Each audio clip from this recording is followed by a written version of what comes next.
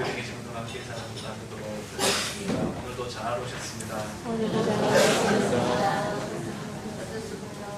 요즘 우리나라에 반려묘를 키우는 부부들이 부쩍 많아졌습니다.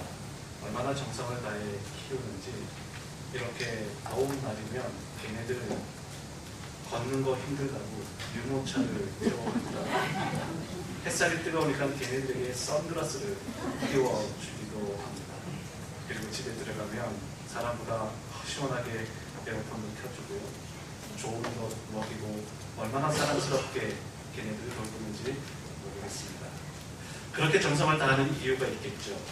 그러면 걔네들로부터 내가 위로를 받고 또 내가 걔네들로부터 사랑을 받고 그런 말들을 하더라고요. 사람들은 내 마음 몰라줘도 걔네들은 내 마음을 다 이해한다.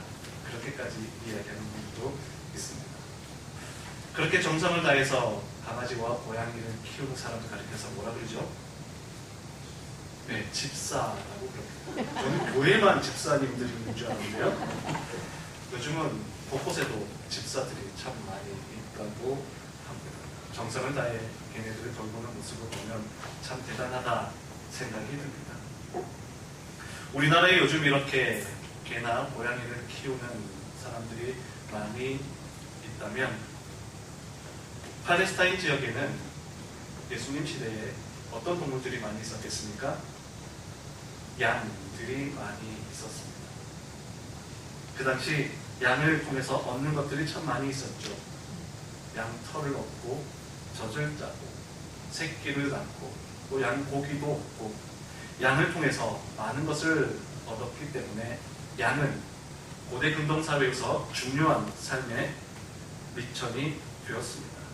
그래서 집집마다 적게는 10마리에서 20마리 또 그 이상 많은 양들을 키우는 집들이 있었습니다. 그런데 이런 양들은 집 안에서만 키울 수가 없었습니다. 왜냐하면 얘네들이 풀을 뜯어먹고 사는데 워낙 많은 풀먹으니 집 안에서만, 집안 울타리에서만 키울 수 없고 양을 먹이기 위해 밖으로 나갈 수밖에 없었습니다.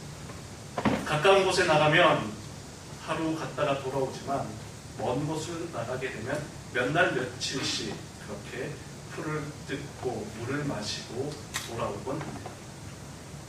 그렇게 풀을 뜯고 물을 먹이기 위해서 그들에게도 집사가 필요했습니다. 당시 양을 먹이고 돌보았던 집사를 뭐라고 했을까요? 그렇죠. 목자라고 했습니다. 양들에게는 이 목자가 너무나 중요했습니다. 그런데 목자에는 두 종류가 있었습니다. 오늘 보는 말씀을 보게 되면 먼저 나오는 목자는 사꾼이라는 목자가 나옵니다. 우리는 사꾼이라고 들으면, 사꾼이라는 말을 들으면 나쁜 놈, 사기꾼 이런 이미지를 먼저 떠올립니다. 그러나 사꾼이라고 해서, 사꾼 목자라고 해서 다 나쁜 목자는 아니었습니다. 사꾼은 어떤 사람입니까? 그야말로 돈을 받고 고용된 사람입니다. 돈을 받고 고용되었기에 돈 받은 만큼 일을 합니다. 물론 그 당시에도 그리고 오늘도 돈을 받은 것 그 이상의 일을 해내는 사람들이 있습니다. 돈을 받고도 돈보다 훨씬 더 많은 일을 하고 더 가치 있는 일을 하고 더 일을 잘하는 사람들도 얼마든지 있습니다. 그러나 많은 경우에 나는 돈 받은 만큼만 하겠다라고 생각하는 사람들도 있습니다. 요즘 사장님이 알바나 직원들을 채용할 때 그런 말들을 한다고 하죠. 내가 사장님이 열심히 일을 하세요. 주인의식을 가지고 일을 하세요. 주인처럼 일을 하세요. 사장처럼 일을 하세요. 그러면 앞으로 더 발전할 것입니다. 격려 차원에서 그런 말들을 합니다. 주인의식을 가지고 주인처럼 열심히 일하는 것. 여러분 알바에게 그런 말들을 한다는 것이 물론 동기부여가 될 수도 있지만 어떻게 생각하겠습니까? 돈은 알바처럼 주고 일은 주인처럼 시키려 하는구나. 요즘 사람들은 그렇게 생각한다고? 쉽지 않은 일이죠. 사꾼, 돈을 받을 만큼 일을 합니다. 여러 날 동안 들판에 나가 사꾼들이 양을 돌보다 보면 밀이나 늑대들이 달려들어 공격할 때가 있습니다. 그러면 그때 사꾼들은 어떻게 했을까요? 목숨을 걸고 늑대들과 싸웠을까요? 아니면 양들을 버리고 도망갔을까요? 요한복음 10장 12절 말씀을 보면 이 사꾼들은 이리가 오는 것을 보면 어떻게 한다고요? 양을 버리고 달아나가게. 양을 버리고 달아나가게. 목숨을 걸고 양을 지켜야 하는 것. 사꾼들이 과연 목숨을 걸고 양을 지키는 경우가 있었겠습니까? 그렇지 않았을 겁니다. 대부분은 요한복음 10장 12절 말씀처럼 양이나 이렇게 생활하다가 늑대와 이리떼가 공격하는 것을 보면 다 버리고 도망가죠. 그런데 여러분, 그 모습을 보고 우리가 과연 손가락질 할 수 있겠습니까? 양들이 귀하다 해도 목자들의 목숨보다 더 귀할 수는 없습니다. 아마 사꾼 노동조합협회에서 이와 같은 발표를 했을 것입니다. 우리는 목숨을 담보로 이리 늑대와 싸우지 않습니다. 그들이 공격해오면 나는 양을 포기하고 도망갑니다. 아마 사꾼 노동조합협회가 있었다면 그들은 이와 같은 성명서를 발표했을 것입니다. 어쩌면 그것이 너무나 당연한 일인지도 모르겠습니다. 돈을 받고 하는 일인데 굳이 목숨을 걸고 위험하게 그렇게 양을 지키는 것. 여러분, 전투기가 떨어질 때에 우리가 뉴스는 종종 보지 않습니까? 어떻게 합니까? 조종사는 자신의 목숨이 먼저입니다. 그렇기 때문에 떨어지는 전투기를 버리고 비상탈출을 하는 것 너무나 당연한 일입니다. 어쩌면 사꾼들도 그런 생각을 했는지도 모르겠습니다. 이런 사꾼들이 있었던 반면 이 사꾼과 반대되는 개념이 나옵니다. 오늘 예수님께서 말씀하셨습니다. 함께 나는 선한 목자다. 선한 목자는 양들을 위하여 목숨을 버립니다. 사꾼들은 도망가는 것이 어쩌면 당연했습니다. 양들의 목숨보다 자기 목숨을 먼저 생각하는 것이 어쩌면 당연한 일이었습니다. 그것이 사꾼의 목자였다면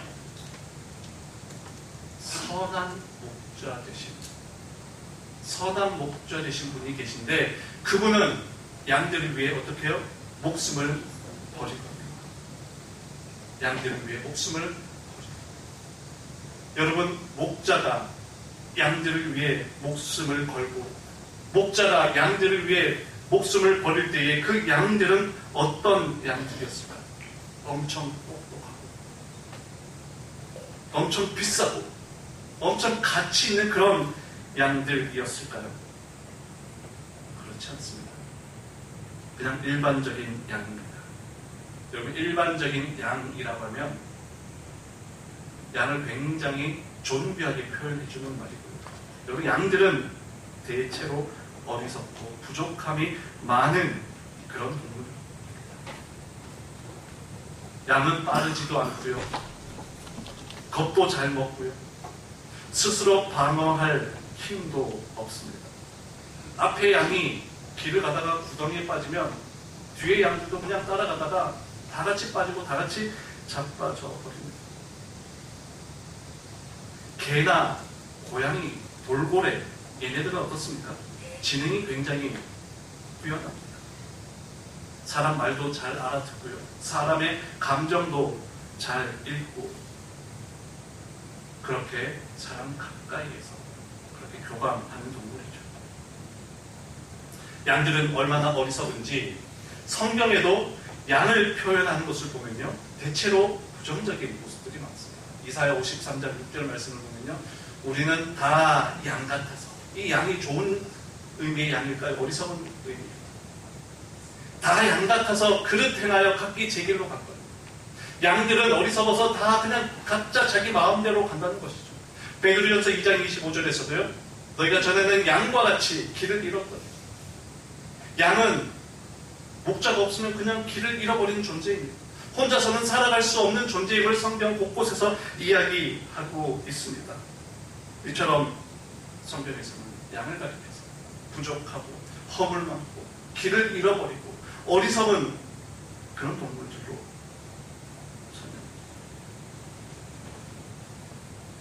이렇게 어리석고 연약한 양인데 딱 한 가지 잘하는 것이 있습니다. 잘한다기보다는 그냥 할 수 있는 한 가지가 있다면 소리를 들을 수 있다는 것이죠. 소리 듣는 것이 뭐 대단한 일이겠습니까?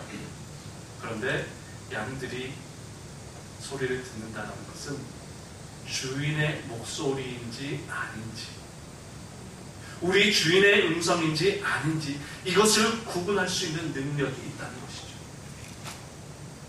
연구한 자료들의 근거를 살펴보면요, 양들이 개나 고양이, 돌고래처럼 단어의 뜻을 이해하지는 못한다고 합니다.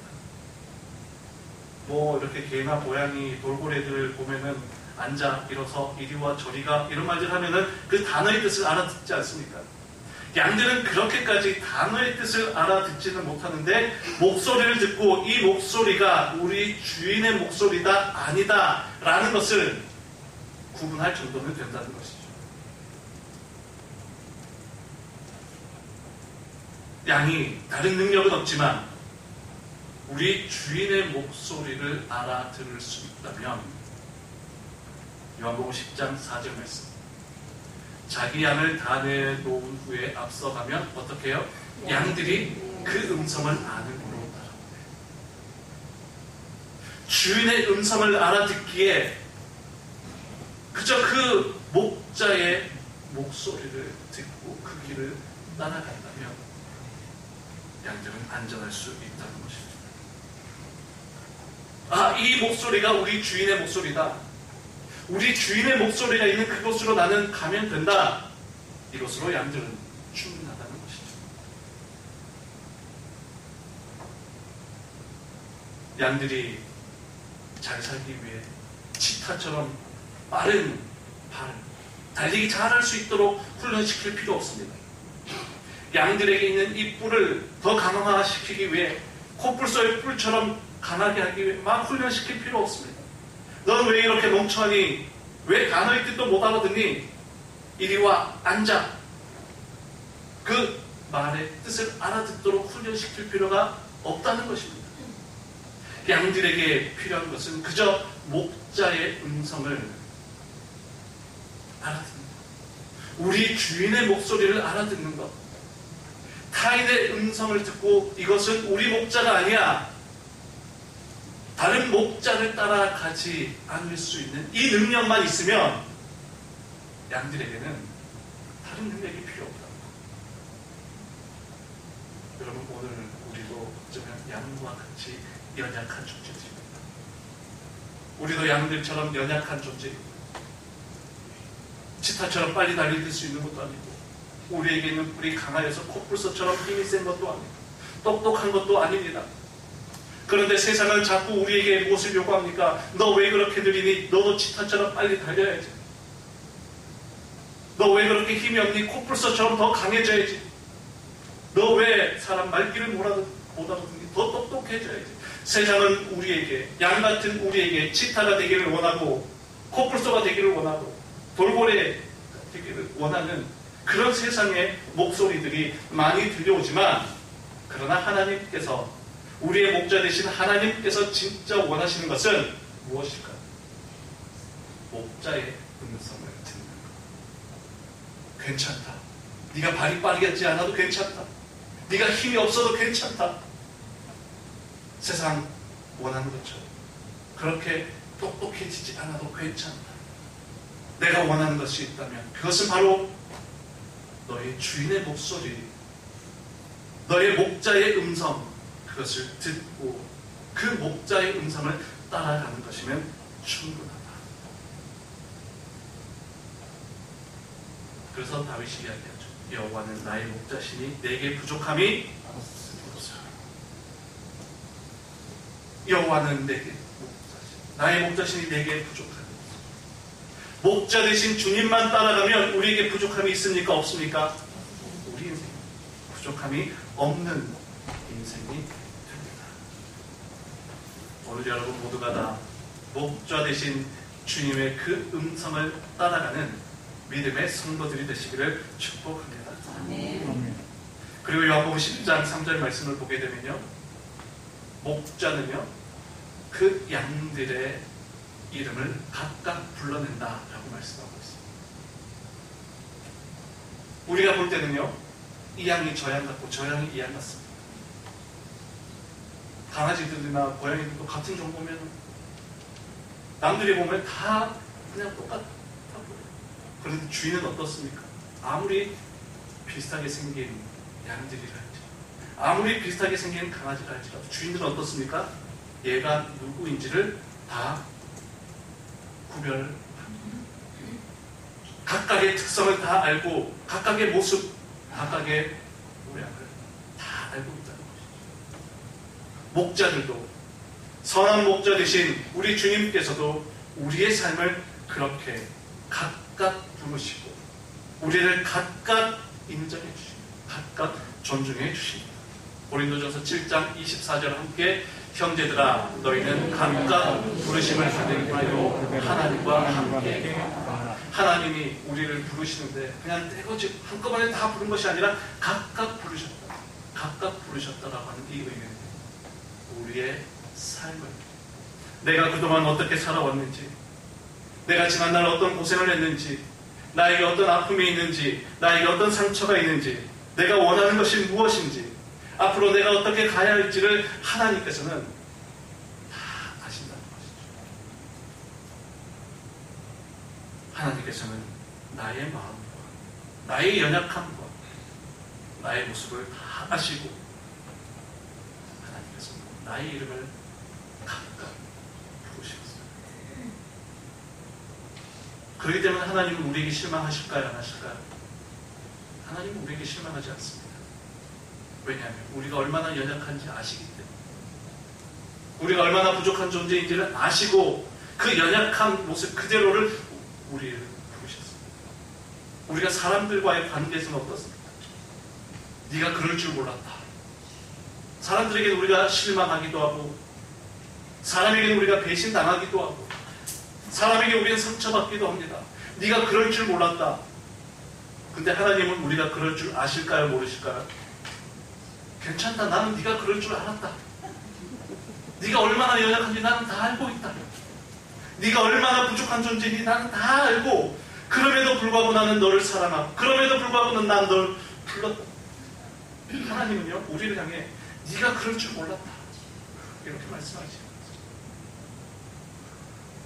우리의 연약함을 다 아시고 우리의 부족함을 다 아시는 모습 그대로를 각각 부르셨다라고 하는 것은 우리의 연약함과 우리의 아픔과 우리의 상처를 다 아시고, 괜찮다, 나는 네가 그럴 줄 다 알고 있다. 괜찮다, 네가 얼마나 연약한지 다 알고 있다. 괜찮다, 네가 얼마나 아픈지, 네가 얼마나 힘들어 있는지 나는 다 알고 있다. 그 모습 그대로, 그 모습 그대로 하나님과 함께 거하다. 우리의 연약함 그대로 하나님과 함께 거한다면 우리의 목자 되신 우리의 주님께서 우리의 삶을 인도하실 것입니다. 예수님이 말씀하십니다. 함께, 내가 온 것은 양으로 생명을 얻게 하고 더 풍성히 얻게 하려는 것이다. 예수님께서 우리의 목자가 되어주셔서 나에게 오셨습니다. 예수님이 내게 온 것은, 예수님이 온 것은 어리석고 연약한 나에게, 양과 같은 우리에게 생명의 볼을, 우리의 연약함을 돌봄으로 하나님의 풍성한 사랑으로 우리를 인도하기 위함입니다. 선한 목자 되신 예수 그리스도, 그분을 따라갈 때에 우리는 결코 부족함이 없는 인생이 될 줄 믿습니다. 아멘. 이기풍 선교사님, 제주에 온 첫 선교사입니다. 1907년 평양 장로회 신학교 1회 졸업생입니다. 제가 장로회 신학대학교 101기 졸업생이니까요. 저의 100년 선배님이시기도 합니다. 그분이 제주도에 내려온 첫 번째 선교사입니다. 제주도는 그 당시 그야말로 선교지였습니다. 말도 다르고 문화도 다릅니다. 무엇보다 제주도는 샤머니즘이 가득한 그런 곳이었습니다. 거센 바다가 있고 거센 바람이 몰아칠 때마다 제주도의 사람들은 신이 노했다 생각하며 그 바다 앞에 절을 하고 그 하늘을 보며 절하고 큰 나무를 보며 절하며 우리를 보살펴 달라고 빌었던 그런 곳이 바로 제주도이죠. 그런 곳에 복음을 전하기 위해 내려오신 첫 번째 목사님, 첫 선교사가 바로 이기풍 목사님입니다. 이기풍 선교사님, 그는 평양이 고향인 분입니다. 평양이 고향이니 제주도는 그야말로 그분에게 땅 끝이었죠. 원래 평양성의 포졸로 근무하고 있었습니다. 투철한 애국심 그리고 투철한 정의감으로 누구보다 나라를 사랑했던 분입니다. 그래서 이기풍 선교사님이 포졸로 있을 때 가장 싫어했던 사람이 양민을 착취하는 탐관오리였다고 합니다. 힘없는 백성들을 괴롭히는 그런 탐관오리들을 가장 싫어했고, 두 번째로 싫어했던 사람이 누구냐? 서양 귀신을 전한다 여겼던 외국 선교사들이었습니다. 투철한 애국심, 나라를 지키려 했던 서양 귀신을 전하고 있던, 서양 귀신이라 여겼던 그 서양 선교사들을 보며 증오심을 품기 시작합니다. 그래서 그는 불량배들을 모아서 선교사들이 건축하고 있던 교회에 불을 지르기도 했습니다. 그리고 어느 날은 시장에서 전도하고 있던 마펫 사무엘 마펫 선교사님에게 돌을 던졌습니다. 그래서 사무엘 마펫 선교사님이 이기풍이 던진 돌을 맞고 턱에 큰 상처가 생기기도 했습니다. 그러던 중 천일 전쟁이 일어났고 그는 원산으로 피난을 가게 됩니다. 원산으로 피난을 갔다가 그곳에서 윌리엄 스왈론 선교사가 전도하는 것을 보게 됩니다. 윌리엄 스왈론 선교사가 원산에서 복음을 전하는 그 모습을 보고 그는 누구를 떠올렸을까요? 사무엘 마펫 선교사를 떠올립니다.